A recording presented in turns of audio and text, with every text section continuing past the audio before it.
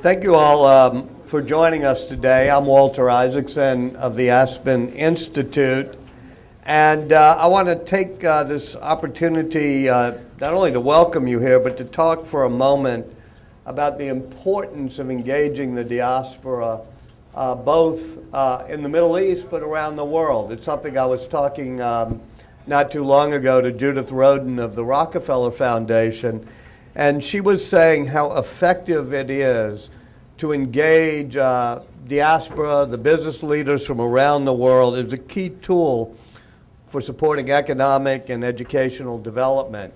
I think it's particularly true in North Africa. This panel about the North African diaspora and engaging the diaspora opportunities is hosted by our group, Partners for a New Beginning.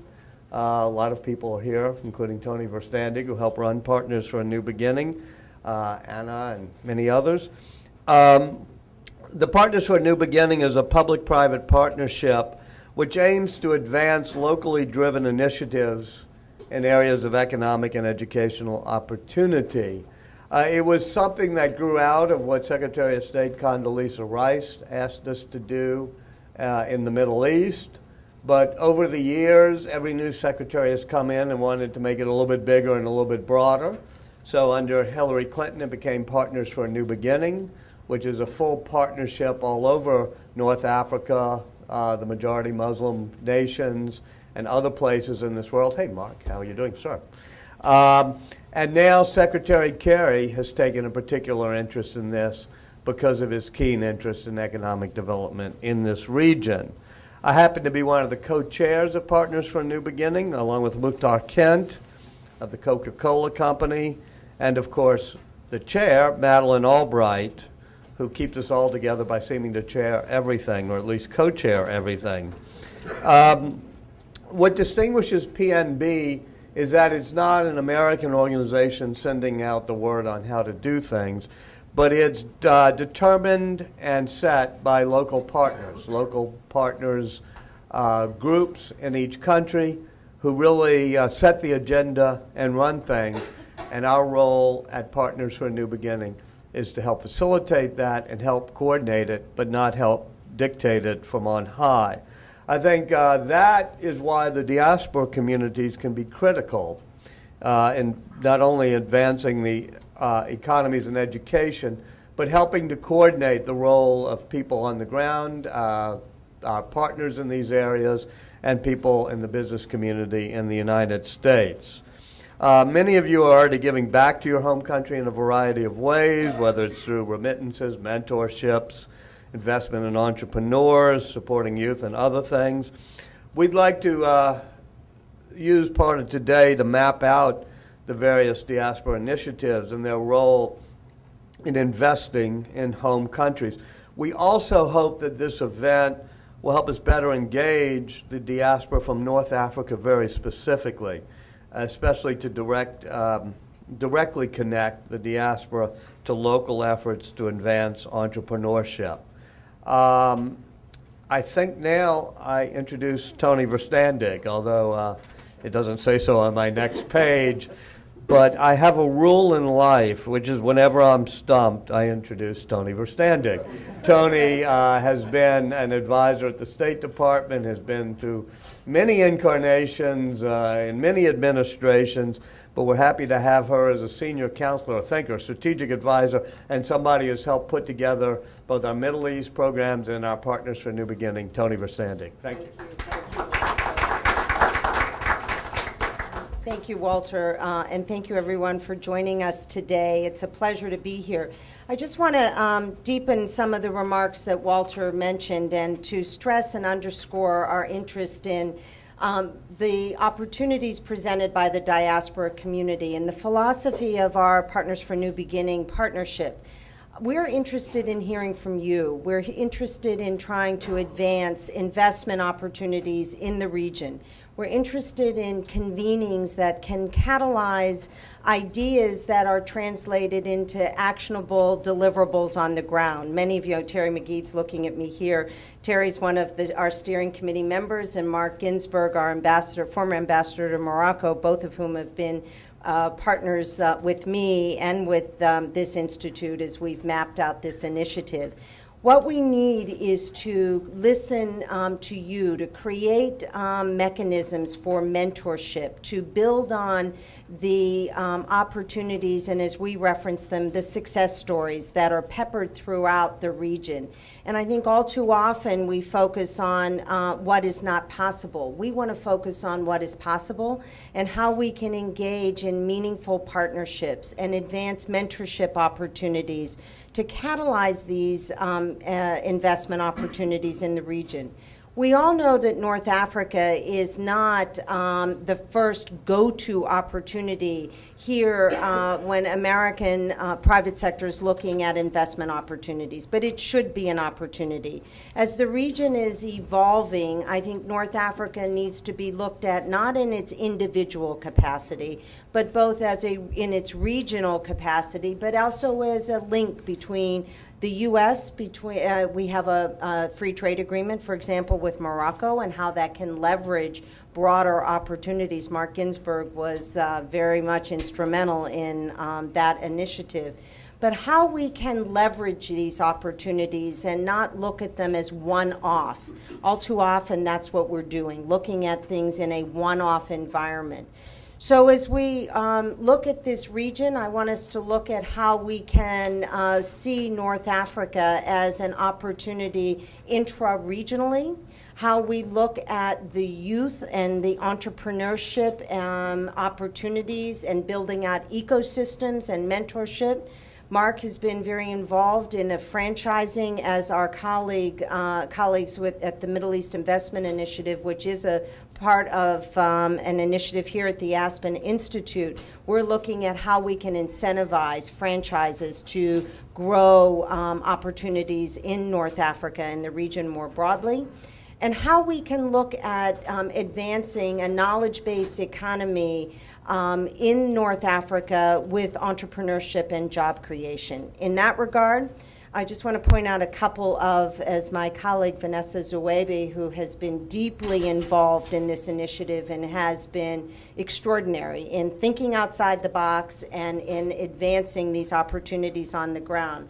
But the Ibn Khaldun scholarship program that has, it is a pilot program, started last year, and it's a very interesting opportunity which began in Algeria, and for the first time, graduate students from Morocco, Algeria, Tunisia, Libya gathered in Algeria to talk among themselves and to connect in a business school environment, to discuss opportunities for entrepreneurship and investment, and it is occurring again this year, and we are looking and very much supporting that initiative and working together with them and building out an opportunity.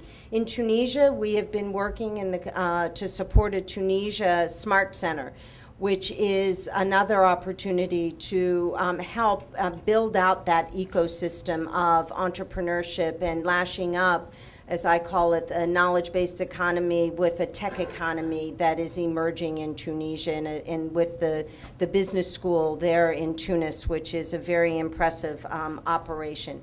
So we have meaningful partnerships that we are trying to advance, but I think what we want to do is look at how we turbocharge them and figure out how we get the stickiness of those opportunities to get them sustained and build on them. So with that, I would like to I look forward to convening our panels and continuing this conversation. Vanessa, do we introduce our panels? Would our panelists like to join us here on the stage, please? Thank you very much. Vanessa, do you want to come and introduce the panelists? Vanessa? Mahmoud, are you? Yeah. Okay. Thank you. Thank you.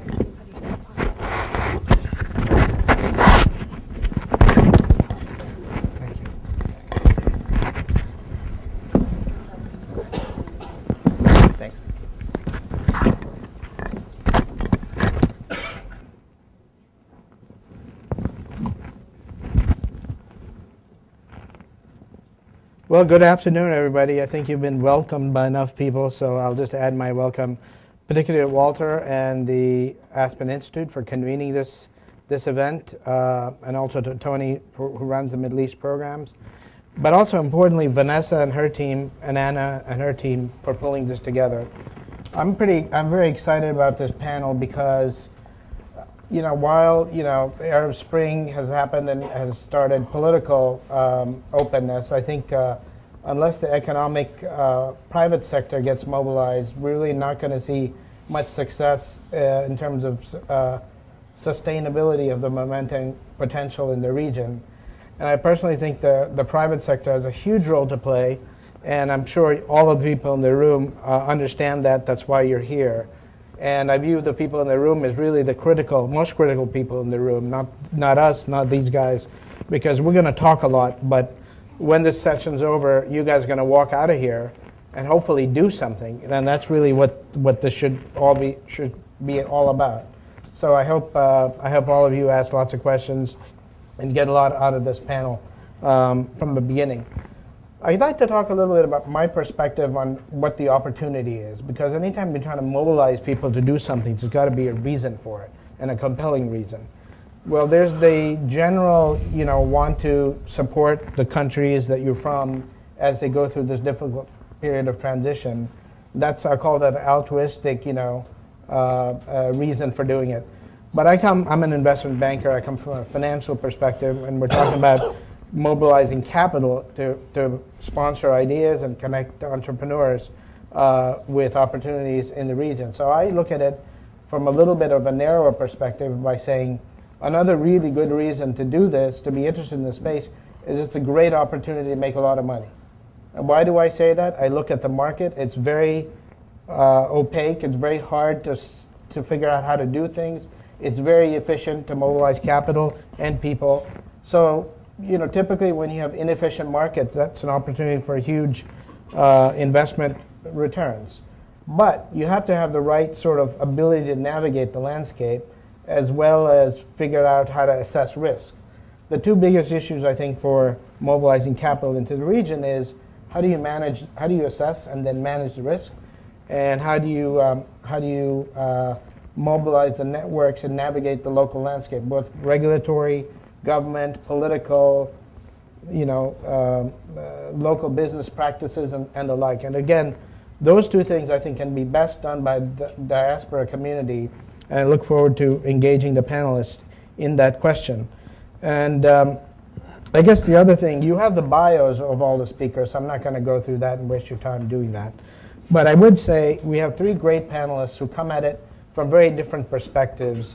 Some of it they're all actively engaged in taking advantage of this opportunity, which again, conceptually sounds great, but making it into practical reality is a very difficult thing, which leads back to the complexity of the opportunity. But these three gentlemen are very actively involved in it. They do it from a different perspective. Driss does it from an institutional capacity at Citicorp. He takes a pan-regional view, a Maghreb view, and he's going to bring his perspective also with respect to Morocco and the specific opportunities in Morocco, as well as a specific idea that he's fostered. And we have one of the entrepreneurs that Driss has been involved with, who coincidentally is also called Driss. So we'll hear a little bit we have a tangible example of a project that works. Mohamed's going to come at it with a slightly different perspective. He knows a lot about Tunisia, and he's also going to talk about how that focus on a region has been married with a focus on a sector, tourism. Because by combining two things, that's another way to catalyze momentum by focusing your effort on a particular sector. So Mohamed will bring that perspective. And lastly, Noureddine will bring the perspective of Algeria, because he's very active in the Algerian professional investor community as it looks to the region. He also happens to be a scientist, and we'll talk about something called the CASBA Angel Network, which is a group of professionals out in Silicon Valley that has been looking at investment opportunities in the tech sector. Again, these are three very different angles at it, but hopefully you put together the mosaic of approaches that people are taking and take something away in terms of how you might be able to do something to capitalize on this opportunity. So I'm going to ask the panelists to just make a few opening remarks, then we're going to go into questions, some of which we'll all take. But the most interesting part of this is always when people in the audience reach out and talk a little bit about specific opportunities or questions they have on their mind. So with that, let me turn it over to Driss and have him share with us his experience and his take on the opportunity. Well, first I want to thank the Aspen Institute. I think this is a great opportunity for us to come together and start a dialogue about diaspora and investments and how we can get involved in different